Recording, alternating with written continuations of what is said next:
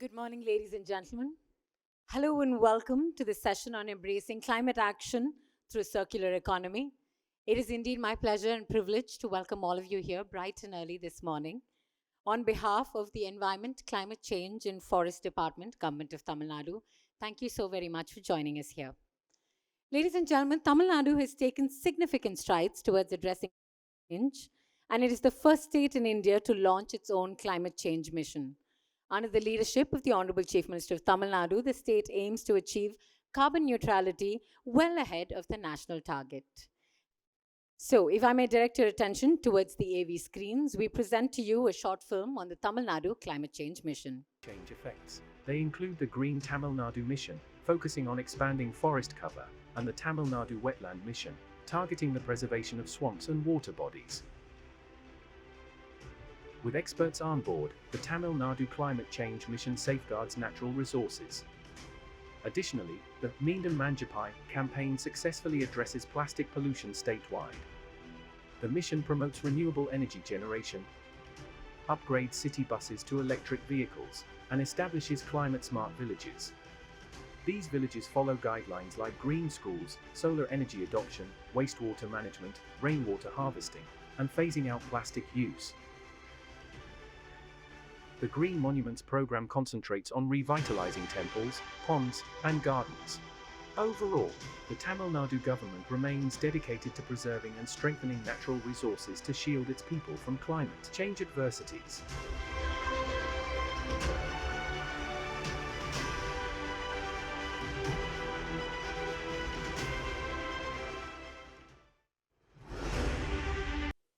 Ladies and gentlemen, please join me in giving a very, very warm welcome to the dynamic and incredibly passionate Additional Chief Secretary, Department of Environment, Climate Change and Forest, Government of Tamil Nadu, Tirumadi Supriya Sahu ma'am. Next, I'd like to welcome on stage the Chairperson for Ramco Community Services, Member, Tamil Nadu Governing Council on Climate Change, Tirumadi Nirmala Raja ma'am. Welcome. And may I please invite the Additional Chief Secretary to welcome all of our guests on stage with a calendar. This calendar has incredible imagery about the elephants of Mudumalai and Anamalai.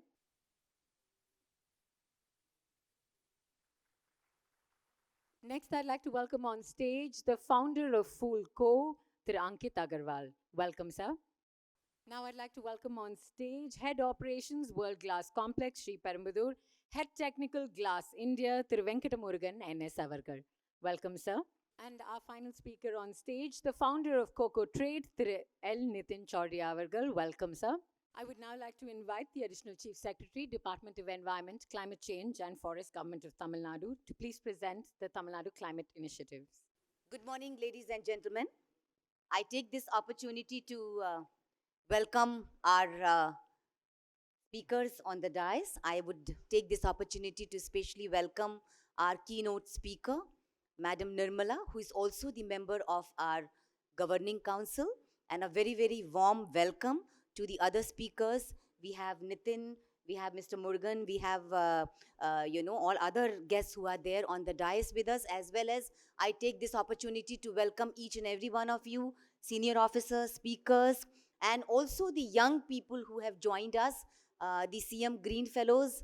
A very, very warm welcome. And also we have people from Tamil Nadu Pollution Control Board, Forest Department, the Environment Department. A very warm welcome to each and every one of you.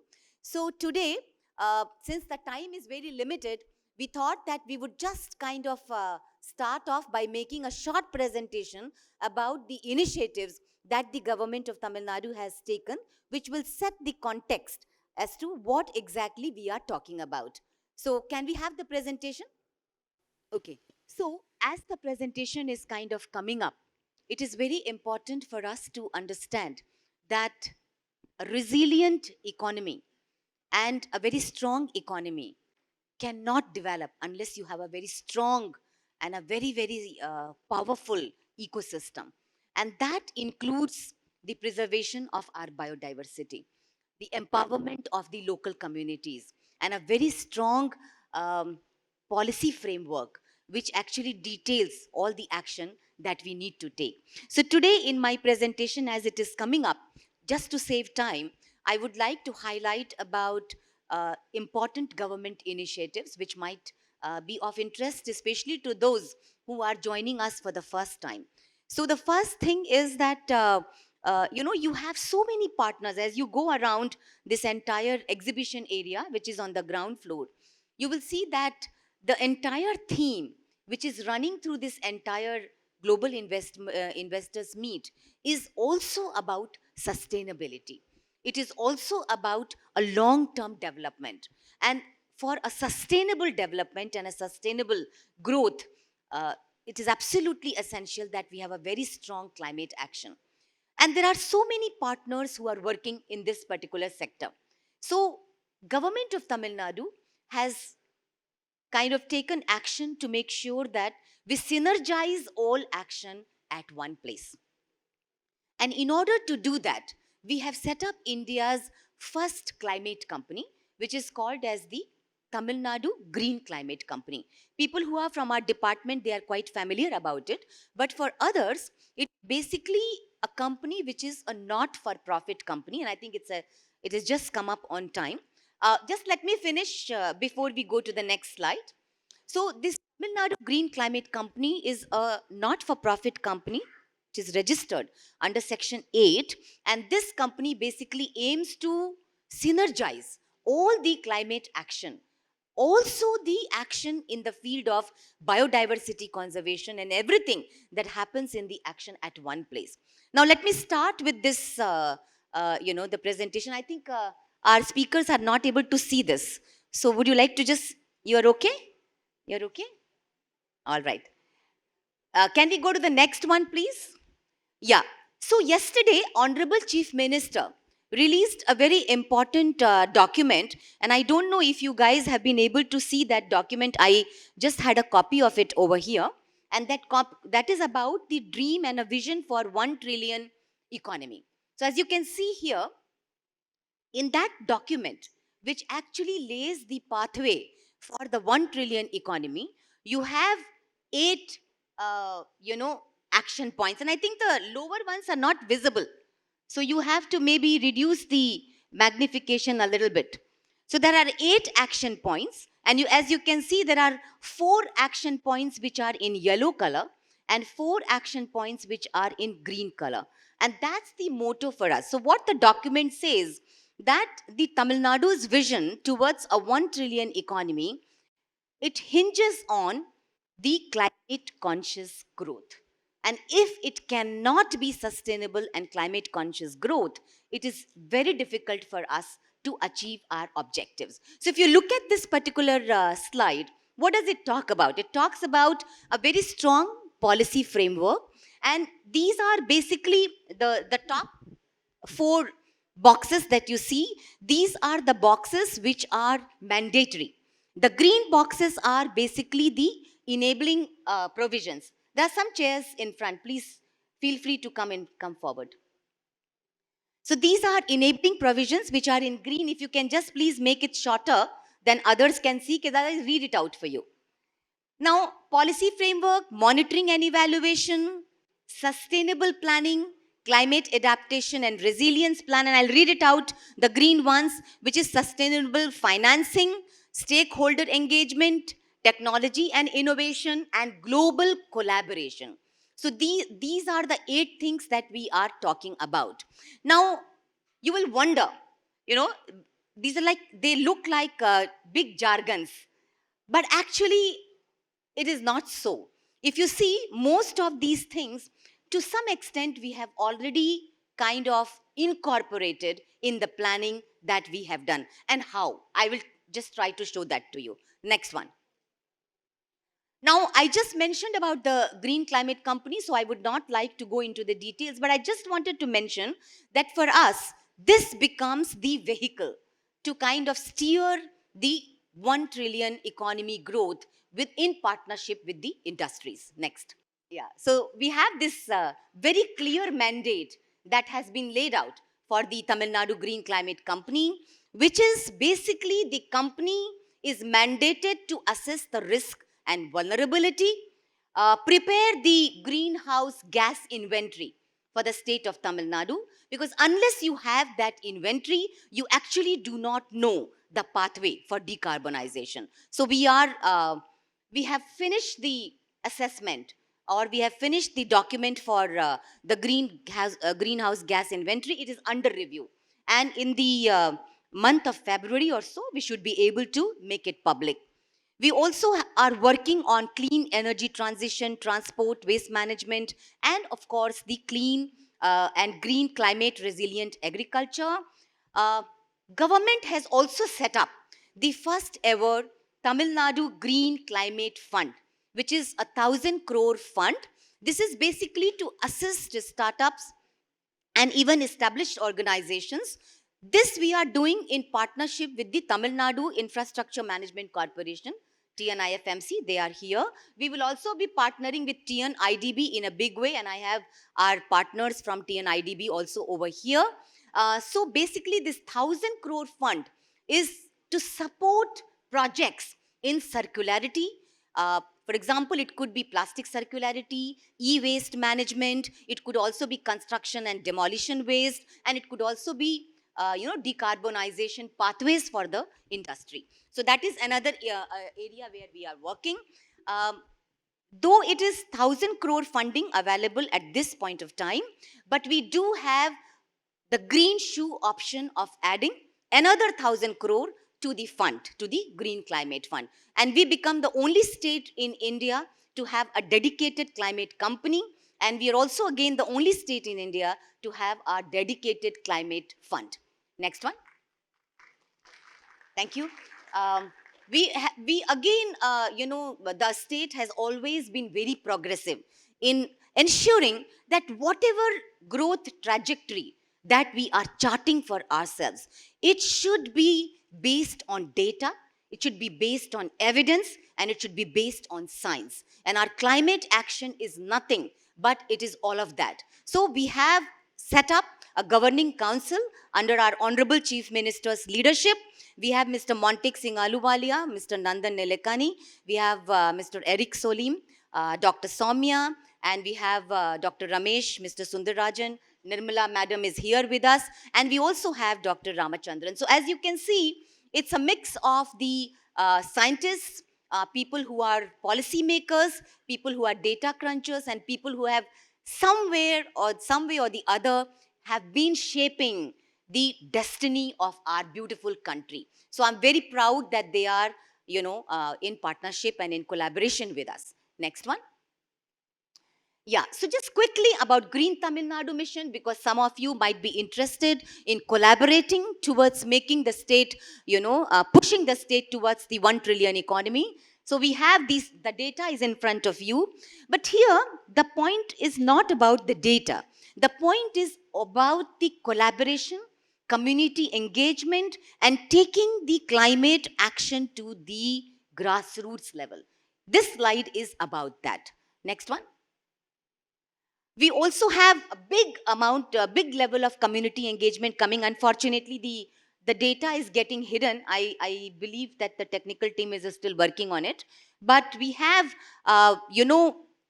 in every district, we have partnered with NGOs and the local community for the Green Tamil Nadu Mission. Basically, the objective is to enhance the green cover from 23.7% to 33% in 10 years. We have already completed 2 years. And we have our mission director over here who actually will be able to answer any questions later. But this is one of the most ambitious greening projects that Tamil Nadu has ever embarked. Next one.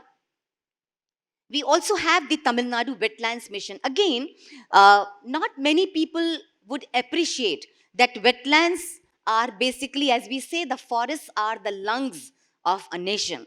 Then wetlands and the marshlands are the kidneys of our beautiful planet. So if you don't take care of the lungs and if you don't take care of the kidneys, what happens to, our planet? The answer or the message is very clear.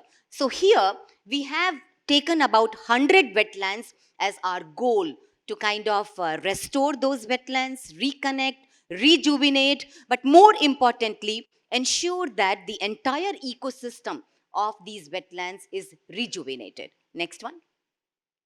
So I think again Tamil Nadu is the only state in the country which also has very professionally undertaken the economic valuation of wetlands. Uh, Not many people understand what is the value of a marshland. You just look at it and you just think it's any kind of a water body. It's not like that. If you had to put a value to a wetland, you will be surprised. And 80 wetlands in Tamil Nadu have been prioritized and identified, and economic valuation has been done. And it's a huge number, which is about 589 million US dollars is the current worth of ecosystem services which are provided by these 80 prioritized wetlands. If I tell you that Tamil Nadu has 40,000 wetlands, what will you think? Just 80 wetlands are offering this much of value. So, for any country to be climate resilient, for any country to be really powerful and have a sustainable growth, you cannot ignore wetlands. They have to be an integral part of your policy framework. Next one. Yeah, the climate change mission. And I'm very proud to say that we are the only state in the country where we have very focused approach on 4 missions. I spoke to you about 2 missions already, which is the Green Tamil Nadu mission, Wetlands mission. This is our 3rd mission, which is the climate change mission. And we have the district climate mission set up under the leadership of our district collectors. The DFOs are here. The district forest officers are the first ever climate officers of India, first time appointed in Tamil Nadu. We have and the first time I'm very proud to present to you our green fellows. We have 40 green fellows who are seated over here. They are the Honorable Chief Minister. They have been selected under the Honorable Chief Minister's Green Fellowship Program. So they represent that young generation. They represent that green thinking power that our country needs to create. And we have taken very powerful steps in this direction, because just imagine, this scholarship is for 2 years. And after 2 years, when we get these green fellows with a fantastic orientation at the grassroots level, you have this young green thinking integrated into our project. And I think they can be taken by several industries, to kind of lead their green initiatives. And also we have the programs. I'm not going into the details for the paucity of time. The 25 green schools. We are also setting up 4 carbon neutral hubs, or the districts as you may call them. So we have Nilgiris, we have Coimbatore, we have Virdunagar, and Rajapalayam is our pilot district. And Nirmala will be talking about Rajapalayam in a little bit more detail. And we have Rameshwaram. So these are the carbon neutral hubs, which also have a lot of connection with people. So we are in the process of developing those carbon neutral hubs. Also the climate smart villages. At this point of time, we have 11 climate smart villages, but our objective is to have all the villages kind of joining this particular program. Next one. Yeah, so I already spoke about it. We can go to the next thing, please. Yeah, this is the launch of the Honorable CM's Green Fellowship Program. Next one. We also have a climate studio, and perhaps again the only state in the country to have set up an apex level climate studio. I mentioned to you earlier that our program is based on data and science. We have 20 young scientists, and I would request industries, those who are present here, if they need any kind of information and data about the climate modeling for a particular region, they are most welcome to access the data from our climate studio. And this climate studio is run in Anna University. It has already done sectoral vulnerable assessment and the risk assessment for 6 important sectors, and that includes agriculture, water, it includes forestry, biodiversity, industries, whatever areas that you want to have the information, they will be able to provide this information to you. Next one. I spoke about the climate smart villages. The first village that we are taking up is Pichavaram. Again, the bottoms up approach is being followed, to make these villages climate resilient. Next. This is our fourth mission. And the fourth mission is not yet launched. We are in the process of preparing the fourth mission. But this is basically a coastal resilient mission, or you would like to call it as the Tamil Nadu coastal mission. Tamil Nadu has a coastal length, the second largest coastline in India, which is 1,076 kilometers, 14 coastal districts in our beautiful state, and several initiatives that you can see are here. But I just would like to highlight one or two, which is about the mangroves, seagrass, and the blue carbon solutions. Now, talking about mangroves and seagrass and corals, it is extremely important for all of us to understand that if you lose this beautiful biodiversity, you're not going to get this back again, and that can be devastating. Therefore, we have a plan to restore all the mangroves, wealth that we have in Tamil Nadu.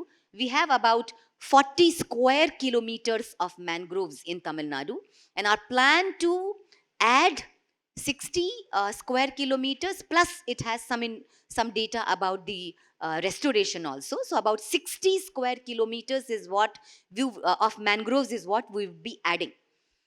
Here, there is a potential of the carbon credits, which the industries may be interested in towards a sustainable growth. And that is when it is important for me to mention that we are also a state which has almost finalized the carbon credits policy. So it is in circulation stage at this point of time, but we are very confident that in a shorter period of time, we should be able to lay a very, very good framework for the, for industries to access carbon credits. But once again, I always mention this, carbon credits are not only carbon credits, they are also biodiversity credits. And we are in a process of ensuring in our carbon policy that communities get the maximum benefit out of this carbon trading that we might be doing. Next one.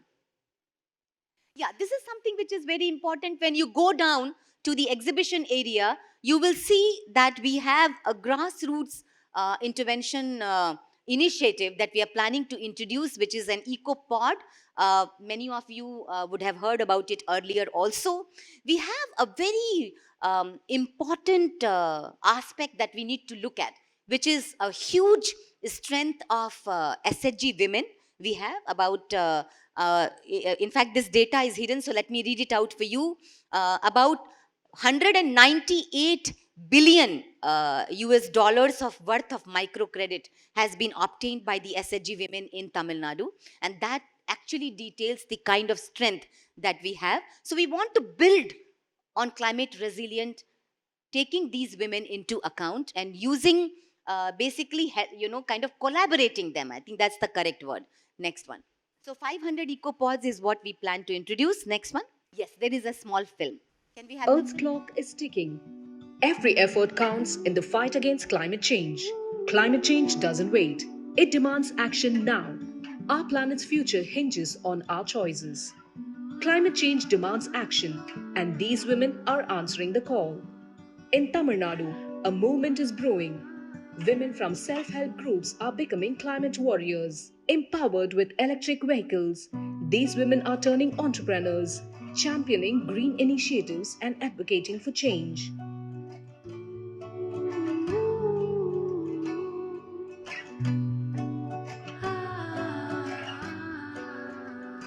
They drive e-autos, not just to sell eco-alternatives, but to ignite conversations on climate change and sustainable living. With painted vehicles and persuasive messages, they are reshaping mindsets, urging action for a greener tomorrow. These women are more than entrepreneurs. They are ambassadors for a sustainable future. Join their movement, support these climate warriors. The future is in their hands. Climate warriors, pioneering change, empowering future.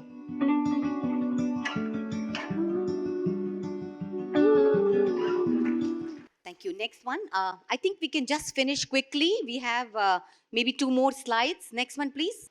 Film. I just would show you 2 films and then we can close it. Our Mindum Manjapai initiative.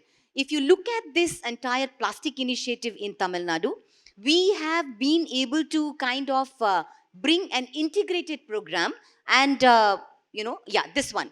So we have so far, as per our annual report, about 17,185 tons of plastic has already been recycled. And I'd like to show you a small film of the Garnier unit, which has set up a plastic recycling plant over here in Manali area. Can we have the film, please?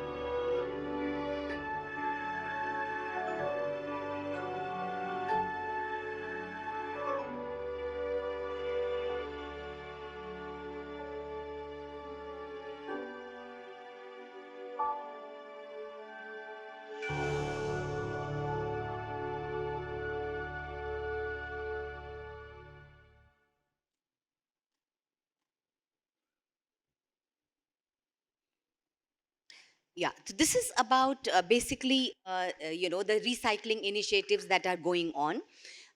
We spoke in the beginning of the presentation about the circularity in action. And I have 2 more films that I would like to show you, just 1 minute each, and which is about how industries which are located in Tamil Nadu can partner, collaborate with the Tamil Nadu Pollution Control Board to bring circularity in action. And here is a short film on e-waste.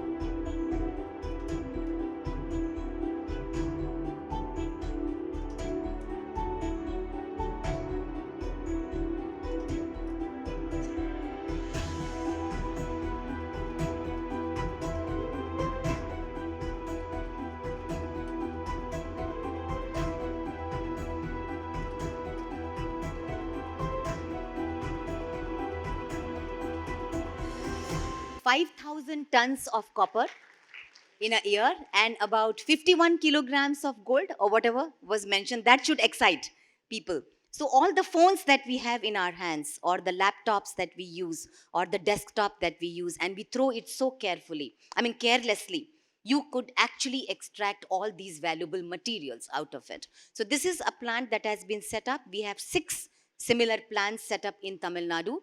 We also have the construction and demolition waste management plants which have already been set up. Yeah, so I think the time is short, so maybe sometime later, or those who are interested, we can send you the link of the presentation.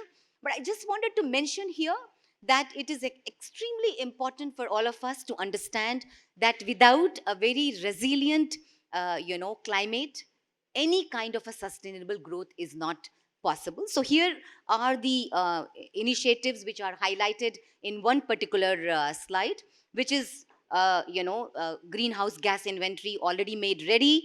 Pathway to net zeros are going to be drafted after we get the GHG inventory. We also have several other grassroots initiatives, and this is just a snapshot of what we are doing. Rest we can discuss at the time of the question and answer, and I take this opportunity to thank you for your patience. Thank you very much.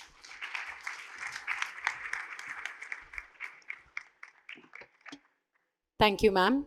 To present the keynote address, I'd like to introduce to all of you a big believer of sustainable choices and practices it diligently as well. She's someone who's embraced these values long before they were trendy and mainstream, not just in her life, but also in her work. Her fondness for her hometown of Rajapalyam is unrivaled, and she's a strong force behind Ramco's community services program. Ladies and gentlemen, please join me in giving a very, very warm welcome to one of the humblest human beings that I know, Tirumati Nirmala Raja, ma'am. I'm delighted to be here today to offer a keynote address. And first of all, I'd like to thank the government of Tamil Nadu, the Department of Environment and Forests, and the Department for Industries for this opportunity to participate here today. We just heard a very proactive approach about climate action by our Secretary, Mrs. Supriya. So I thought I would share about my personal journey and the learnings that I have actually grown across through over the years around the theme of sustainability. It all began here in Chennai with a school that I manage.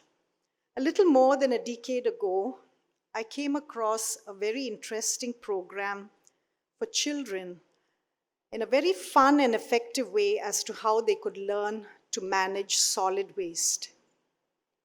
This interesting program is called Garbology, like you have other subjects as sociology, pathology, pharmacology. This is a subject on waste and garbage.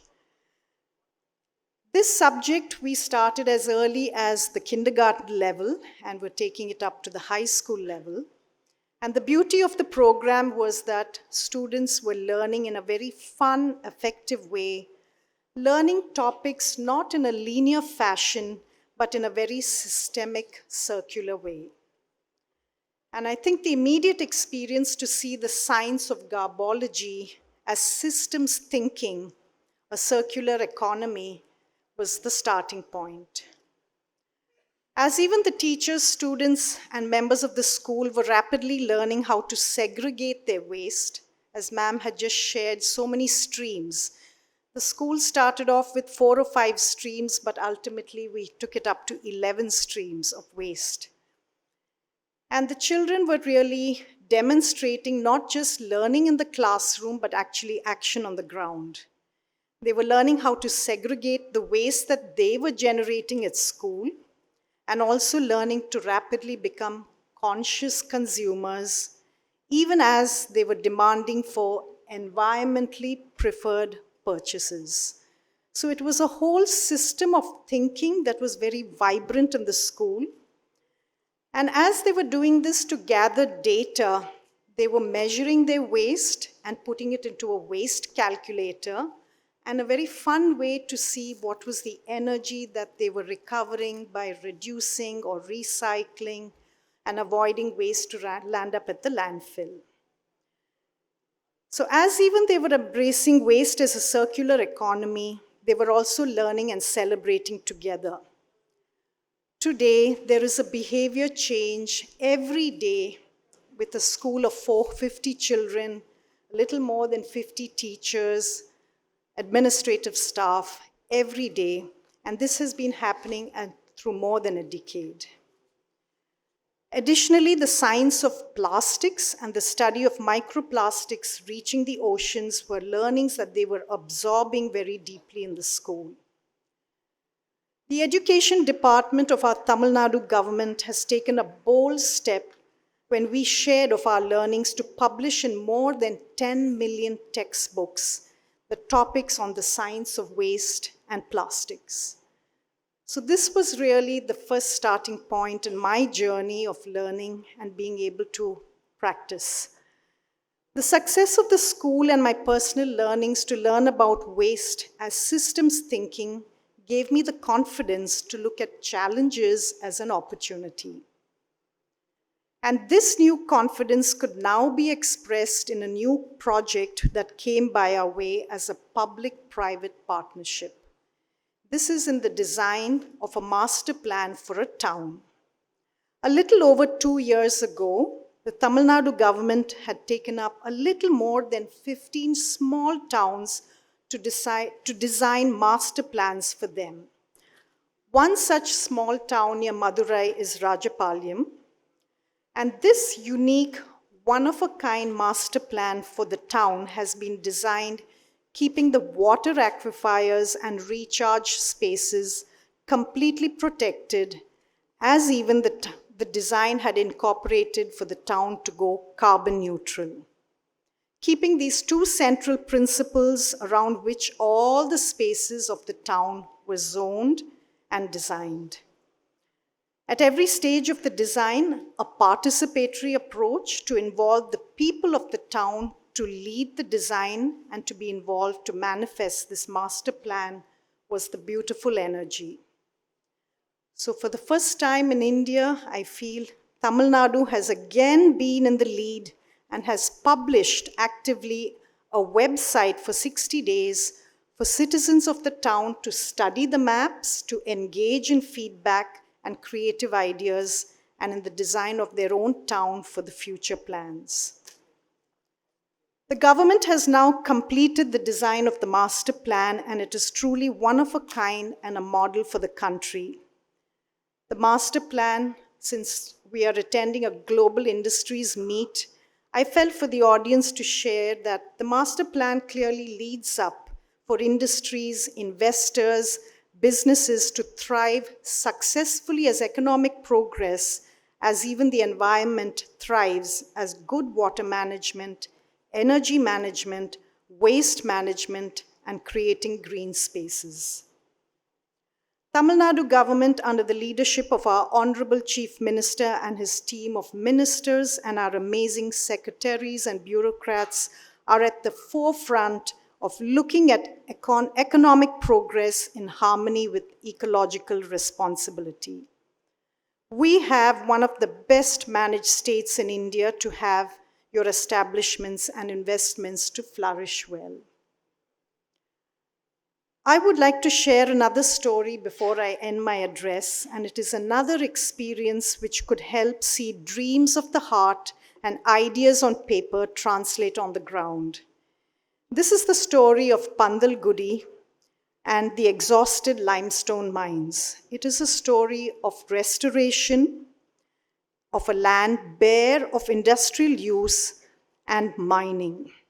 Ravaged by decades of mining and extraction of resources, the Ramco Cements Company have chosen to take a social responsibility to restore the landscapes and the spaces. Today, a beautiful ecological park of close to 400 acres with a biodiversity of more than 80 native species of trees and plants stand testimony that the human will, when guided by environmental consciousness, can bring about change. I'd like to take this opportunity on behalf of the government to share again that Tamil Nadu is at the forefront of launching its very own climate change mission, and our leaders are taking the issue very seriously, and Tamil Nadu is paving the way for a greener, more resilient future for the next generation. You and all of us have a beautiful home in Tamil Nadu. Thank you. I'd like to play a short video for you to see the transformation of the Pandalgudi mines. In a little over 18 months, this flagship restoration project, our world designed today by Oregon Botanical Garden perspective, has planted over 200,000 trees and one shrubs that allows us to see it from a wider point of view. And this is just the beginning. One that long-term vision over the next 5 years is to cover 800 acres. And a commitment to the future of our environment. This will be a land that welcomes people, young and old, in Panda, who are ready to witness South India, the power of nature, at the mines to restore the environment around us. We are able to witness such a project. One that has transformed a worked out mind into a landscape of hope. We are working with local plants that will inspire the area, our thinking from a barren, about the way we wish to leave the planet, into one that is now home to over 80 species of native trees and shrubs. In a little over 18 months, an ever-increasing population, this flagship restoration project, butterflies, designed by Oroville Botanical Gardens, has planted over 200,000 trees and shrubs. And this is just the beginning. We are rebuilding a resilient ecosystem. The long-term vision over the next 5 years will have a profound impact is to cover not only on the local environment, but one that would reverberate around the mining industry. This will be a land that Ramco is showing a new way forward, who are ready to move into the power of nature to restore the restoration around us. Together, we are creating a better future.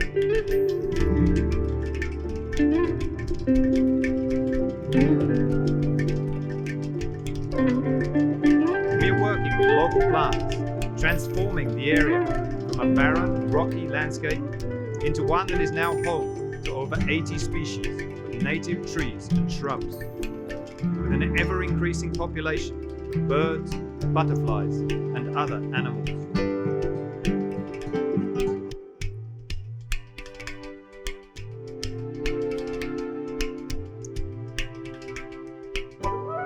We are rebuilding a resilient ecosystem that will have a profound impact not only on the local environment, but one that will reverberate around the mining industry.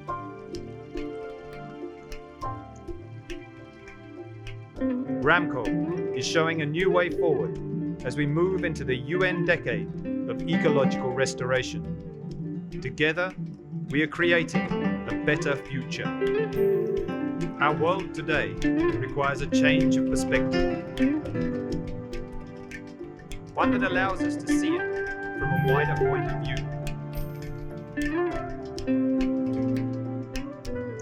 One that recognizes long-term planning.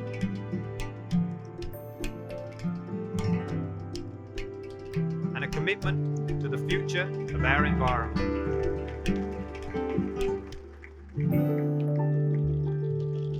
In Pandalguri, South India, at the mines of Ramco Cements. That was truly incredible. We're really grateful for the fact that you shared the video here with us, ma'am. Thank you so very much. Ladies and gentlemen, I'm about to introduce to you the founder and CEO of a social enterprise that's pioneered flower cycling technologies to reduce the pollution in the river Ganga by upcycling the vast quantities of flower temple waste in India. They've been awarded the Fast Company World Changing Ideas. They've been recognized by Forbes, Fortune, Business Insider, and the Stanford Social Review. They've been recognized for driving systemic change. The founder of Fool Company, we have Ankit Agarwal. He was named a Queen's Young Leader in 2017, is both an Echoing Green and Acumen Fellow. He's received the prestigious United Nations Young Leader for Sustainable Development Goals Award, the Takeda Young Global Entrepreneur Award, the Unilever Young Entrepreneur Awards, and the GSG Millennial Honor. He's also His Royal Highness Prince William's East Short Prize finalist for the year 2022. Not just that, for all of us, Diwali just went by. I don't know about most of you. They sold out in record time for all of their Diwali gifting, and I got lucky this year. So we're very, very grateful to have you here with us. Thank you for changing the way all of us in India go about our pujas and our celebrations. We look forward to hearing from you. First of all, before I start, I would like to thank each and every one of you to take time out to be in this room, because I've been to investor summits in about 4 states, and nowhere there has been a focus on sustainability by the environment department. So first of all, thank you for this opportunity and being here. So now in India, every single day, more than 500 million Hindus, we go to temples and we worship. We offer flowers to our gods.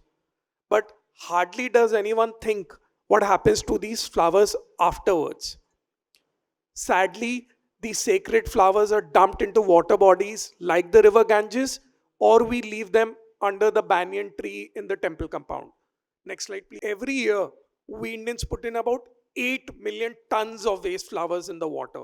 Flowers that rot, flowers that are loaded with pesticides and insecticides, flowers that create a havoc in the fragile ecosystem of the water body, causing irreversible damage. All that pesticides mixes with the river water and finally leaches into your groundwater that we drink.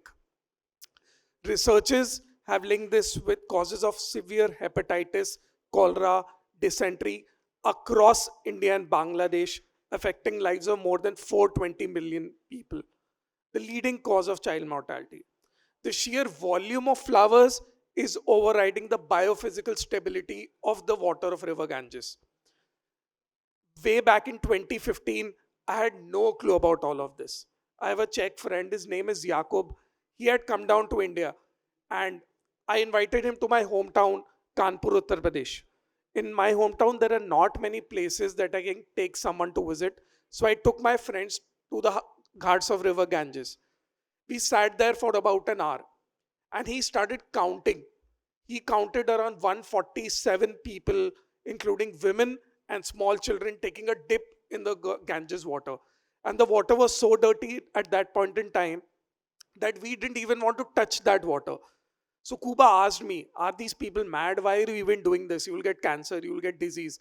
I told him, you won't understand. This is India, this is River Ganges. The water has self-purifying properties and blah, blah, and all that. And I was just uttering gibberish stuff and I was not able to convince him.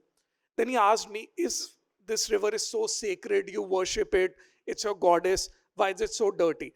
The reasons were innumerous. There's fecal sludge, refuse from tanneries, open drainage, everything used to get into the river at that point in time. And suddenly a nearby temple dumped in a tempo full of flowers in the water. And what happened, all the pesticides, oils that were there in the flowers, that leached onto the surface of water and light started refracting. I was amazed. I've seen my parents, my grandparents, everyone puts temple waste in the water. No one has ever thought of temple pollution as a source of pollution. Next slide, please. So I went back to Semantic where I used to working. My heart was not in the right place. And I felt that I need to really do something about this. And I invested the 72,000 rupees I had in building this company called Fool.co. The first product that we made was charcoal-free incense sticks. Normally, incense that is available in the market is made from charcoal. Simply replaced charcoal from incense and started making pure incense made from flowers. We are the world's only incense that is EcoCert, Cosmos, and Fairtrade certified. Today, we are the highest selling incense online in this country. Next slide, please. I'll quickly walk you through what happens at Fool every day. Now we are present in about 6 locations: Ayodhya, Varanasi, Badrinath, Kedarnath, Bodh Gaya, and Kanpur. We do around 32 tons of flower waste on a normal day and around 110 kgs of tons of flour on festive days. So firstly, our vehicles go to all these temples where all the flowers, all the temple waste is brought in. Then these are segregated to remove or weed out any plastic waste, any milk packets, threads that are there. Then these are sprayed with our own bioclim to offset any pesticides, organophosphates that are there. Then these flowers are thoroughly cleaned to be sun dried. Next slide, please. Next, click, click, click, click. So now back, please. Yeah. So Fool till today is known just for the incense that you see and that is available in the market. But there is more. In the past 4 years, we have invested around $2.5 million to develop the world's first dedicated R&D towards temple waste. Now I'll tell you about it. Next slide, please. So I know this slide is very gross, and each time I look at this, my stomach churns. If you spare a second and think about the leather industry is coupled with the livestock industry. Together, these two industries consume around 27% of the Earth's fresh water supply, around 30% of Earth's green land mass. And in return, this gives the highest methane emission on the planet. So, but we humans love leather. Leather is not going anywhere. It delivers status, luxury, and comfort. Next slide, please. I'm happy to share at Fool we have discovered a way to convert temple flowers into a material that behaves exactly like animal leather. We are calling it fleather. We have got 6 patents about it.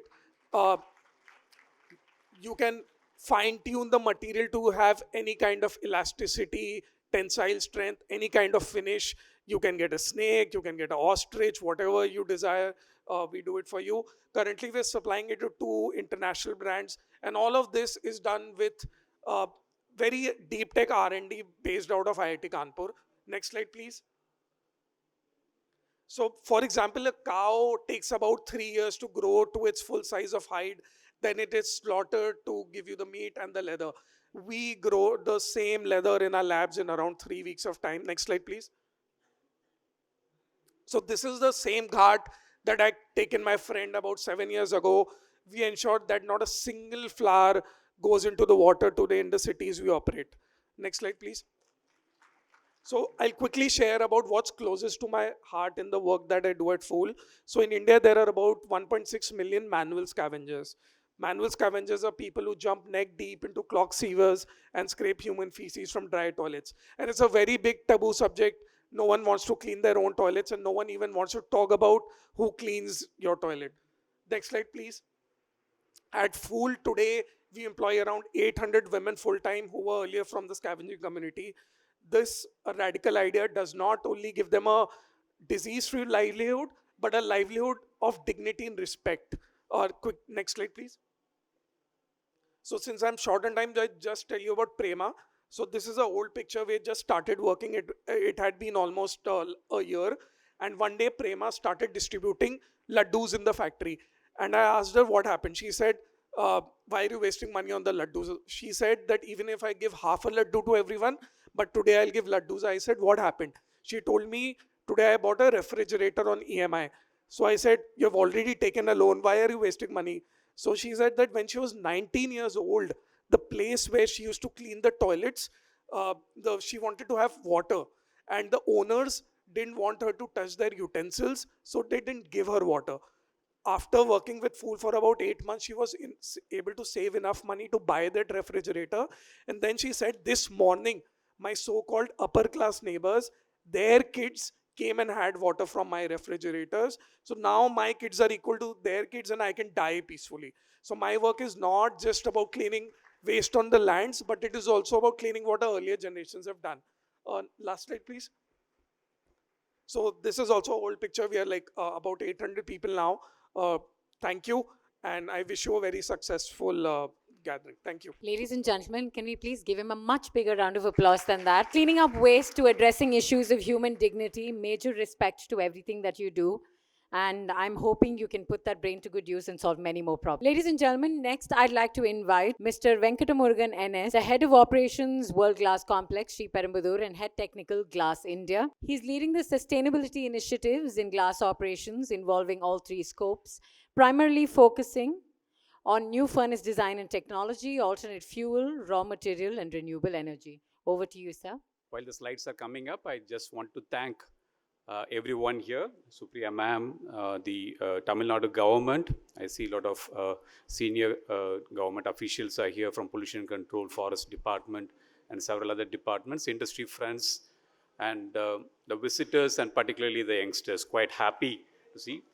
When I walked in, Mr. Supriya ma'am told me that while you talk about your organization, what you're doing, also talk about what we should be doing together along with the government. So what more can I ask, ma'am? You have represented the government here. You have represented and very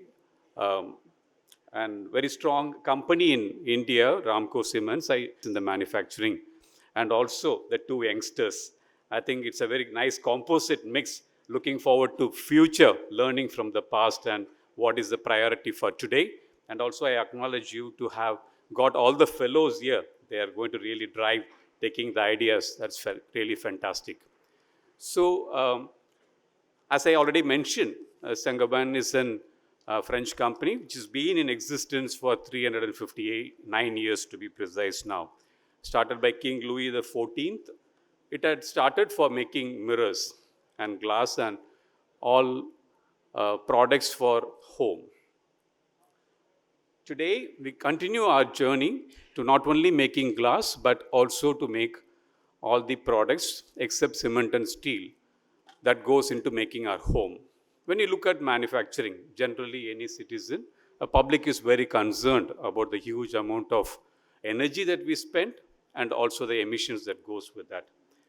But home is required for all of us. How sustainably we can make the home is the way in which we are trying to look at. And our company, which has been in existence for 358 years, making largely the products for home construction, would not be surviving for so long. I tried to Google search to see if there is a company better than ours who has been longer than ours. I couldn't find an organization. So there must be something our predecessors have done and our past, present people are doing. And it's a legacy that we also wanted to create in India. The 25 years that we have been, it's just a quarter of a century. Saint-Gobain, for whatever we have done, we have been not just in manufacturing and top 100 sustainable organization for the last 15 years in a row. So what we are trying to do to make the world a better home, when there is a lot of clarity, what the entrepreneurship ideas that the youngsters have kind of thrown up, which was never even thought in the past. If we have a better clarity in terms of what the real opportunities exist, we will have a better way forward. So on that context, I'd like to touch upon when we are looking at making the world a better home. What are we looking at when we want home? We wanted a place to live, which means the place has to be safe, the place has to be more energy efficient.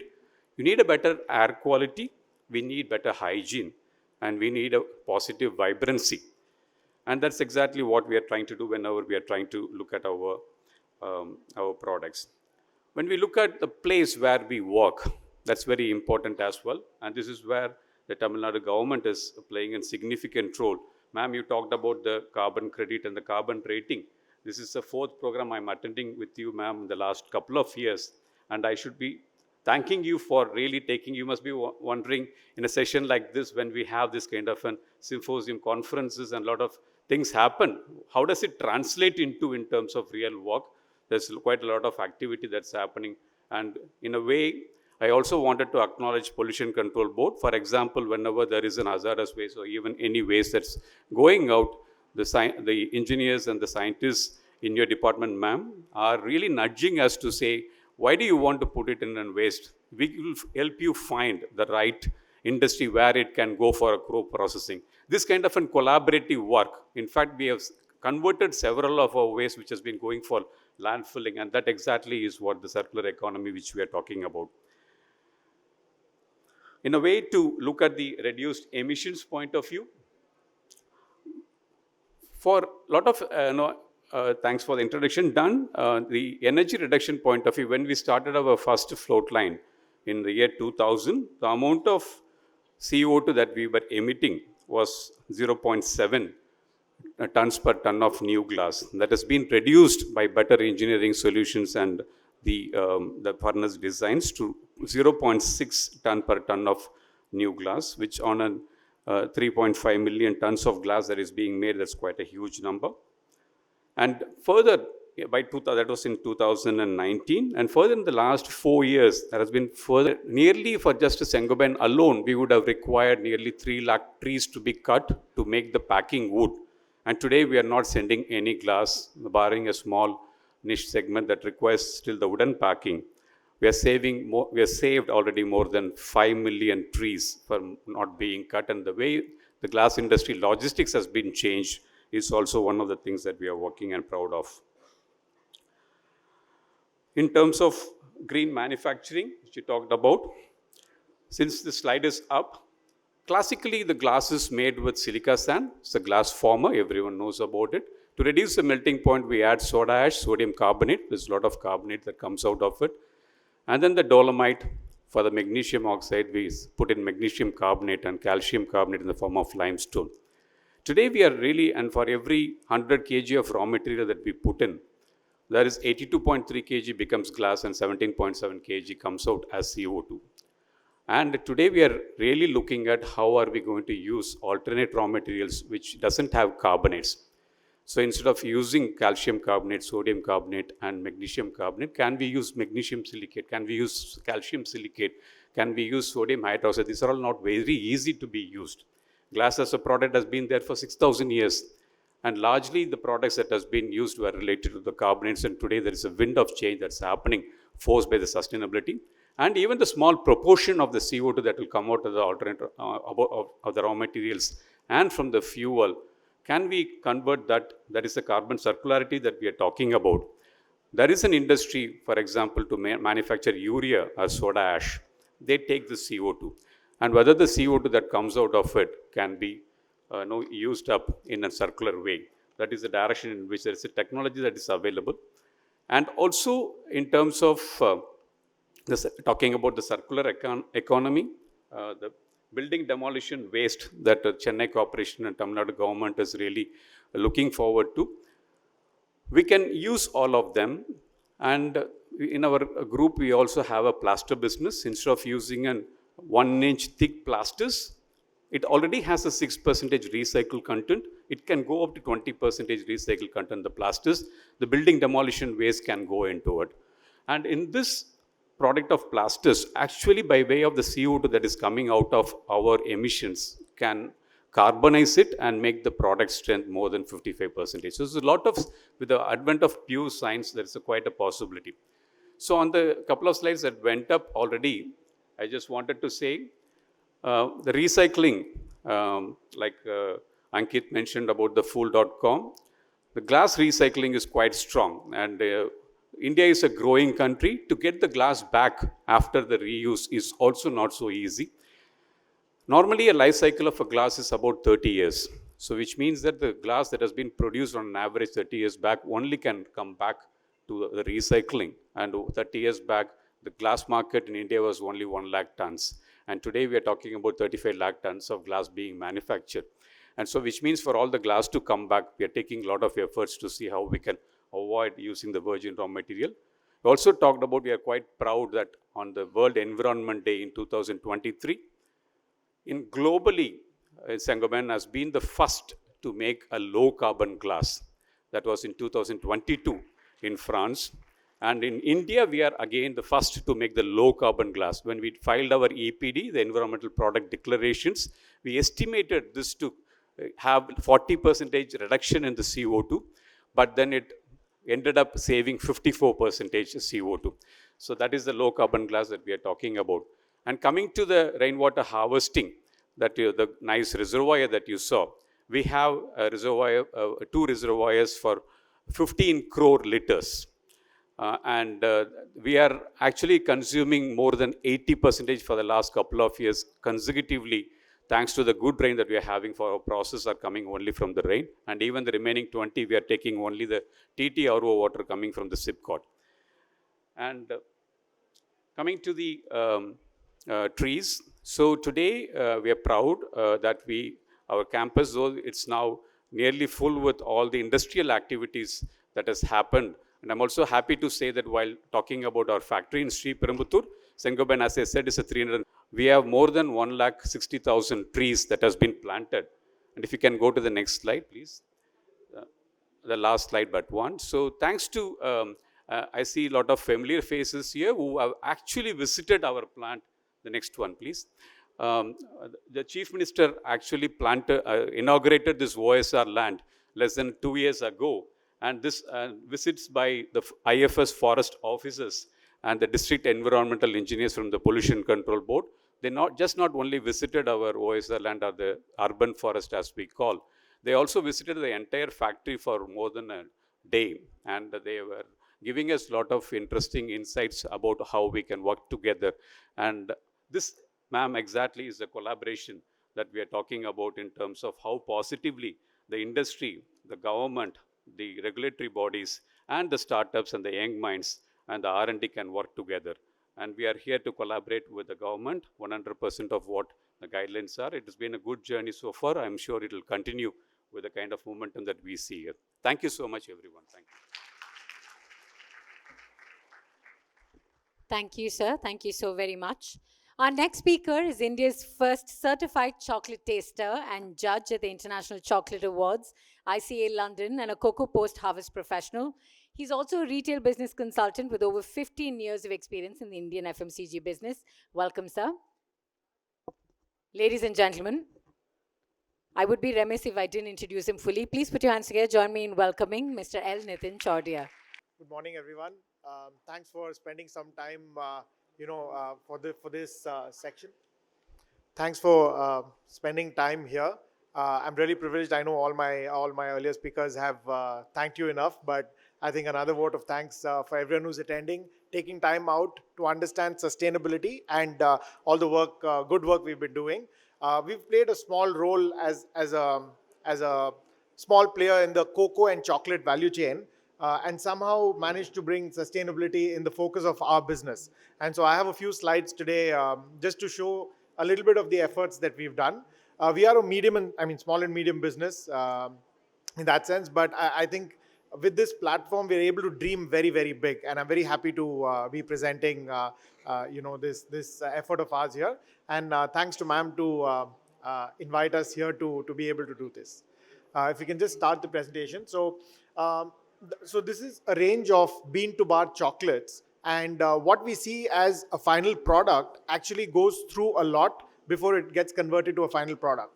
So there is cacao, which is a fruit that grows and then gets processed and then gets made into chocolate. So that's a little bit of the journey in short, but what we typically have seen in the last 10 years or recently maybe in the last 5 years is the shift from Indian sweets to Indians preferring chocolates on various occasions, right? So we've seen that as the positive side of our business, but obviously that also gets us thinking about how Indian sweets could have been more sustainably packed. For example, we used to get sandesh, which is like an Indian sweet in proper banana leaves packed, and even a lot of South Indian sweets packed very eco-friendly, in a very eco-friendly manner. But as we move to chocolates, which is becoming a product of choice for consumption and also gifting, it has really meant that we need to think about how we need to preserve the environment while this is damaging it in many ways, more ways unseen than seen. So we've seen over the last 4-5 years a lot of reports coming in that preferences are changing, and we've worked quite hard from 2019 to ensure that we do our bit, being a small brand, making a difference in the chocolate and the cacao industry. The next slide. So also just to bring to note, I'm sure a lot of people know, but circular economy is something that drives us as a brand, and I think there are opportunities for everyone in the FMCG space.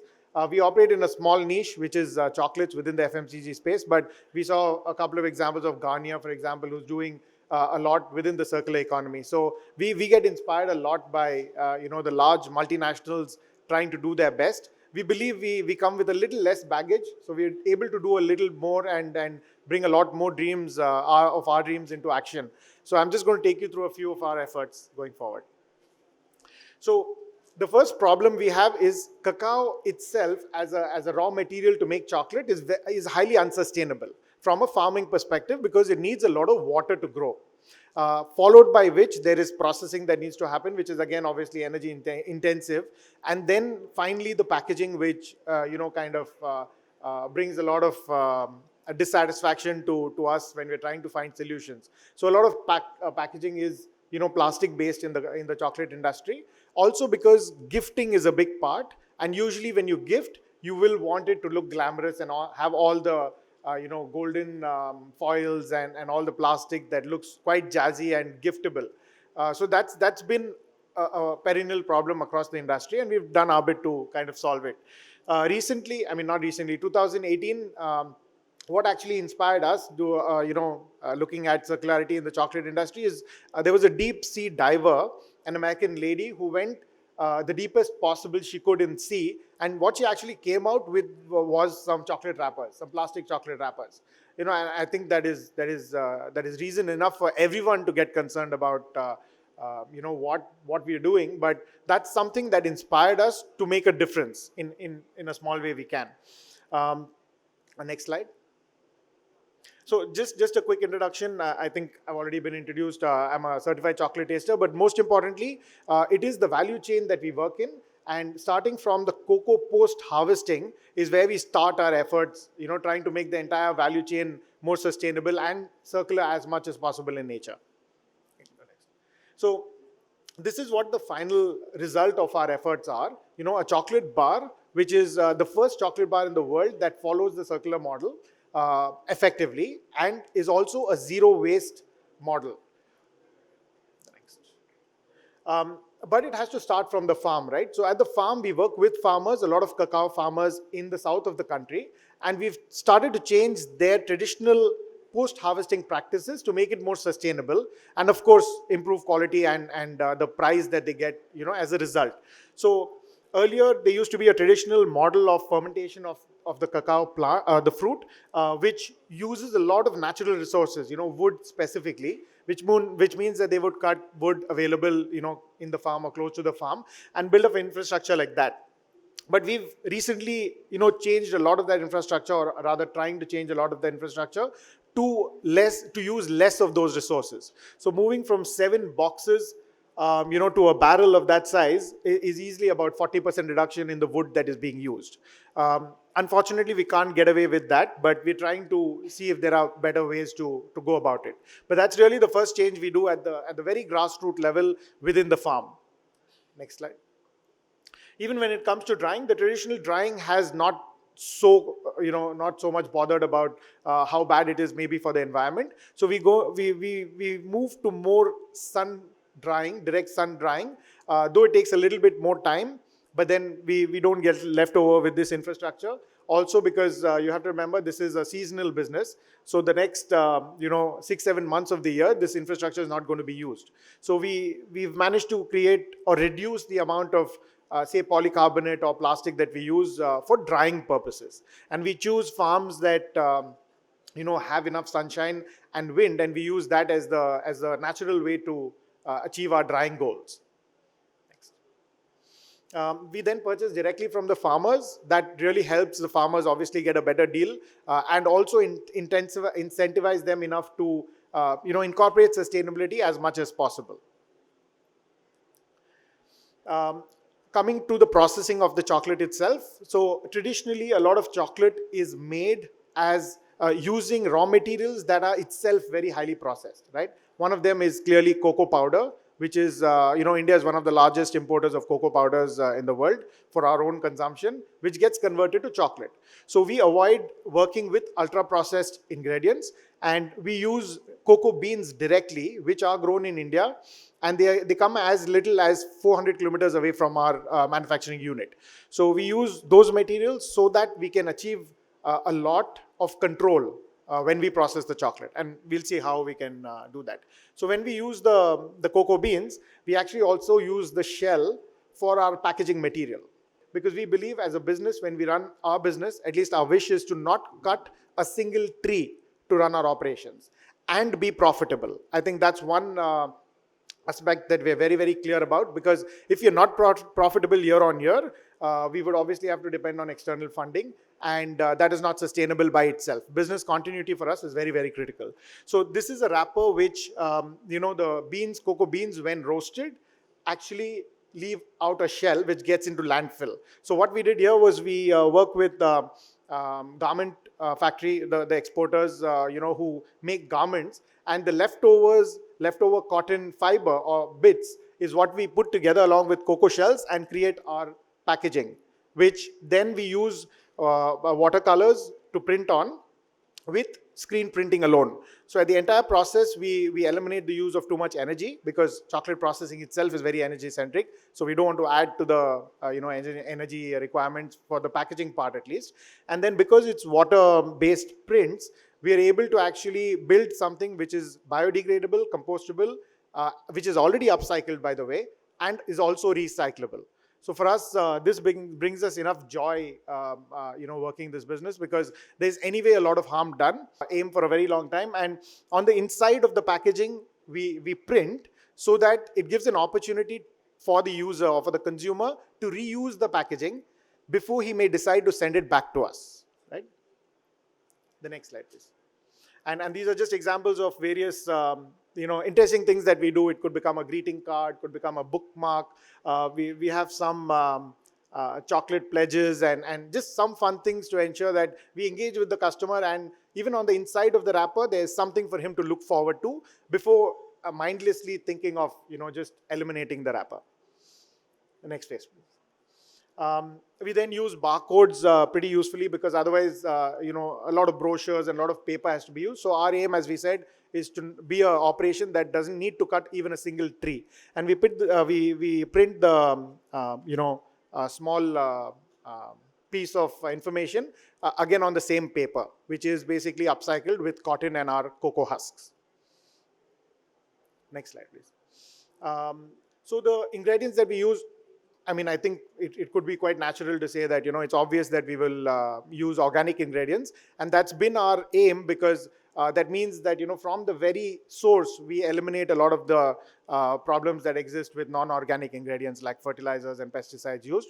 And because it's a product for human consumption, it adds to the entire equation for us being, very convinced that it should be only organic ingredients that we should use. And we don't use refined sugar, because refining itself is a process that can be avoided.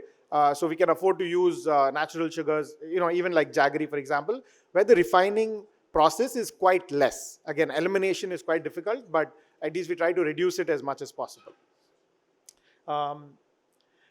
We do screen printing, and the screen printing is done with an aim to reduce the carbon footprint, because apart from maybe a fan in the room, there's nothing else that is required in terms of energy to screen print. The next slide, please. And then we use natural flavors. This water flavor, we use natural flavors to make the chocolate.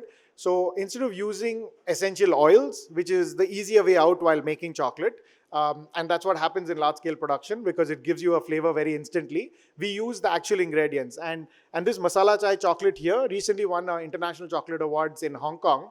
And this has the real spices that we grow in the country along with chocolate. So a lot can be achieved in the non-traditional way as well. Shortcuts really don't work on many occasions. We also then have a Madras collection, which is our tribute to the city, because we were born here, our brand is built here. So we have a set of 9 different chocolates, which are flavors of Madras, to ensure that that comes back. Currently, we are at about 2% of returns, which I think is great from our perspective, because that can only go up. So people actually use, India Post most of the times to send back the wrappers as well as the aluminum foil that we use to wrap our chocolates. And both of them are completely recyclable, because our aluminum foil does not have any plastic in them. This is just one of the conversations we were having where, people get back and say, hey, and of course, these happen to be our consumers as well, right? People who are bothered about being conscious, because if you look at our packaging design, from a retail shelf, usually people who get convinced about being a conscious consumer are the ones who typically pick up our product. And of course, that population is increasing. But this is just one of the conversations where, we encourage them to return the wrappers, and then we offer them an incentive of a 10% discount on their next purchase. And these recipes, we're not just about the environment, because we believe that even the flavor of the product needs to really appeal to people, because only then the product sells, over and over. And that's a part of sustainability, right? Business continuity is important. The next slide, please. We do have some products which have lesser sugar, healthier for the human being. The next slide, please. And of course, transparency. We are the first company, perhaps, at least that I know of, who has a cost breakup mentioned on our website. So every product that is sold on the website would also have our profit margins mentioned, and that's how transparent we want to be. Because in the sustainability business, I think transparency is an unsaid requirement. The next slide, please. We do have a box which is a palm leaf based gift box, which tracks, which kind of has depicted climate change through one of the professors' work in the University of Reading, where we move from blue to red, which depicts that the world needs attention, the climate needs attention. Next box, next slide, please. Even our shipping boxes are reusable. So when we ship out boxes on our e-commerce orders, people can actually do a DIY and convert that box into 5 different uses. That's another way for us to ensure that there's circularity before they eventually decide to throw it. So it's about extending the usable life of any resource that we have used. Next slide, please. Last but not the least, of course, there's community inclusiveness, because inclusiveness is again also the theme of this conference. But for us, we get our wrappers printed at an organization in Chennai, in Mylapore, which employs differently abled citizens of the country. Yeah, so I think the final slide, the line I would say is the result of all of this is we've saved 350 kgs of single-use plastic in the last 5 years that we've used, and that's really the measure of our success. Thanks a lot for the time. Right from the very small initiatives and medium enterprises to giants like Saint Gobain, we are all here talking about this circularity and climate change.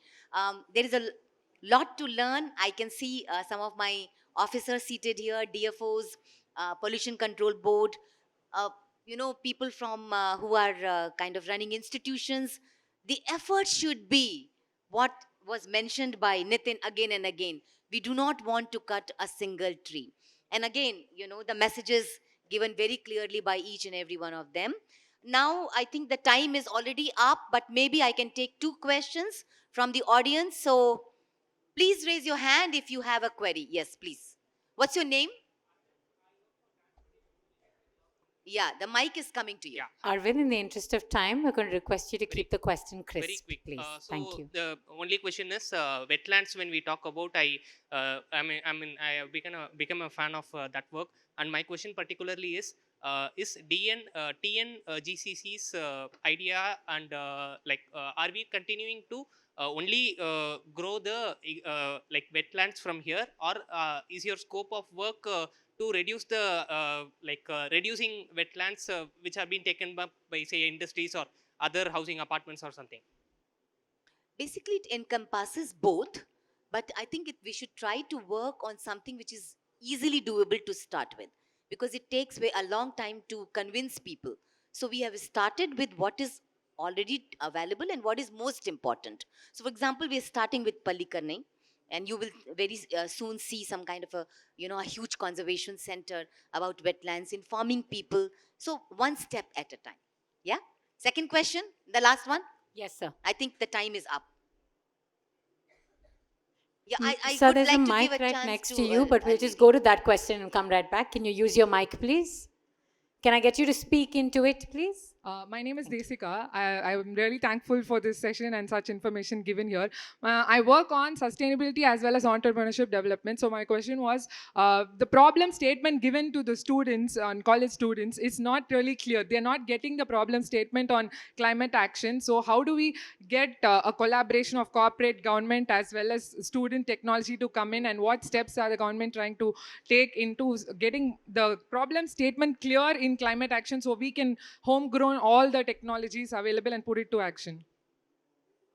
That's a very good suggestion. I've taken note of it. Thank you so much. Ma'am, I think we have time for one more. Would you like to take one more? Yes, I think, sir. Yeah, please. My name is Sahai Luis. I'm from Oman. Madam, just quick question only. Is there a net zero policy given by state already in the net zero policy 2050? Because country policy is 2070, if I'm not wrong. Gulf GCC and all 2040 they have policy. Yes. Is there any policy already given by state, or just want to understand? Our Honorable Chief Minister has already announced that Tamil Nadu will achieve the net zero target well before Government of India. But in order to put a date and a year to that, we would like to go with the science, data and evidence, as I mentioned. So we are already working on our greenhouse gas inventory, which is almost ready. Only when we know our emissions and we know our decarbonization pathways, we will be able to actually pinpoint a particular year. That work is going on. Shortly, we should be able to finalize that. Thank you. Thank you. Thank you, everyone. Due to paucity of time, we will not be able to take any more questions, but we do encourage you to continue these discussions off stage.